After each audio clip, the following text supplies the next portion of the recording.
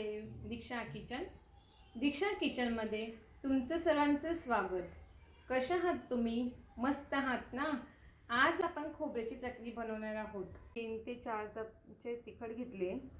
तुम्हाला जर अजून तिखट हवी असेल तर तुम्ही अजून घेऊ शकता, जर कमी हवी असेल तर कमी करू शकता. मीठ घेतलंय, 2 लसणाच्या कांड्या घेतल्या होत्या, त्या साल काढून घेतलंय लसणाचं.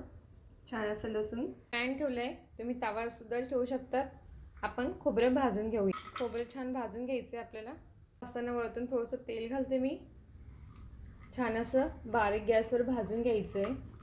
मस्त असं खोबऱ्याचा सुगंध येतो भाजताना, तेव्हा आपल्याला कळतं की हां आपलं खोबरं छान भाजून झालं. चटणी पण छान खरपूस लागते याची. जेव्हा भाजीला काही नसले ना तेव्हा आपण डाळ भातासोबत ही चटणी मस्त खाऊ शकतो. खोबरं भाजताना सारखं परतत राहायचं आहे खोबरं, म्हणजे सर्व बाजू त्याची भाजली जाईल. खोबरं भाजून आपण जर चटणी केली तर खोबऱ्याच्या चटणीला लवकर बुरशी लागत नाही, माहिती का तुम्हाला? खोबरं छान असं भाजून घेतलं आहे बारीक गॅसवर. आता गॅस बंद करायचा आणि खोबरं छान थंड होऊ द्यायचं. आपण चटणीसाठी जे भांडे वापरणार आहोत ते स्वच्छ धुवून घ्यायचं आणि कोरडं करायचं, जेणेकरून त्या भांड्याला पाणी ओलावा जर असेल तर चटणीला बुरशी लागते. म्हणजे एकदम क्लीन करायचं आणि स्वच्छ पुसून घ्यायचं, कोरडं करायचं त्याला, म्हणजे चटणीला बुरशी लागत नाही.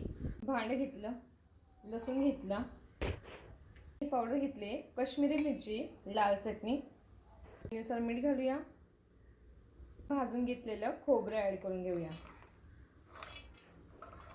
आणि मिक्सरला लावताना मिक्सर फक्त चालू बंद करायचं आहे, कंटिन्यू मिक्सर चालवायचं नाही आहे, म्हणजे आपली चटणी ही खूप बारीक नाही करायची आपल्याला. आपण चटणी छान वाटून घेतली आहे, जाडसर अशी वाटली आहे. हे बघा, अशा पद्धतीने आपण चटणी वाटून घेतली जाडसर. अशी चटणी आपण केली ना तर डाळ भाताशिवाय किंवा भाजी नसली तेव्हा आपण ही अशी चटणी खाऊ शकतो. सुक्कं भांडं घ्यायचं चटणी ठेवायला, कोणत्या पण भांड्यात आपण ठेवू शकतो. ही चटणी ही तयार झाली आहे. तुम्ही अशी चटणी करून 4-5 दिवस वरती ठेवू शकता. जास्त दिवस ठेवायची असेल तर फ्रीजमध्ये ठेवू शकता.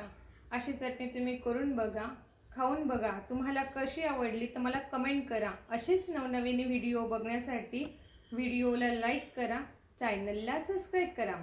थँक्यू.